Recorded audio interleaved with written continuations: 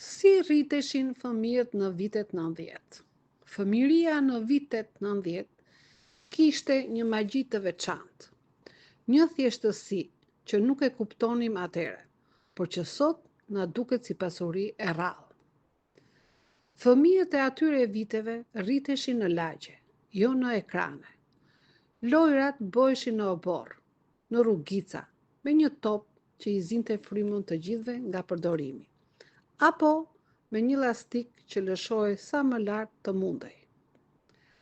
Ku kam qefti, gurgalecat, shkopi thjesht që bëje armë, makinë ose mikrofon, gjithçka ishte lojë.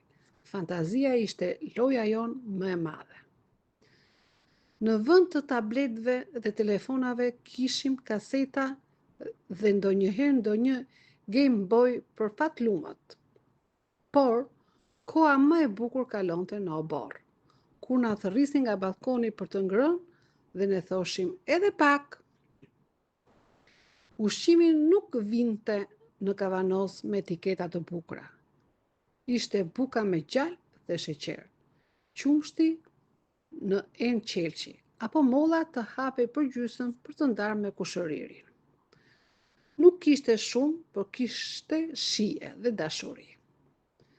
Prindrit tanë nuk ishin libra mbi prindërimin, por kishin një ndjesi natyrale për rritje. Mos i fol të rriturve kur flasin, dhe mos ik larg pa lajmëruar. Ishin rregullat bazë të jetës. Nuk kishte monitor për gjumë, por kishte gjyshen që dëgjonte çdo zhurmë dhe në gjumë të thellë. Kur sëmureshim, nuk kishim aplikacion për të lënë takim te mjeku. Kishim një çaj rigon, një kompres me ufull dhe një lutje që të kalonte me të fjetur, dhe shpesh kalonte. Shkolla ishte me fletore të trash dhe silolaps me boj, që na bënte gishtat blu.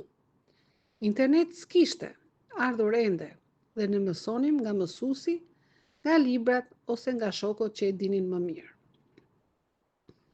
E vërteta është që fëmiria në vitet 90 ishte ndryshe, më e ngadalë, më e thjeshtë, më reale.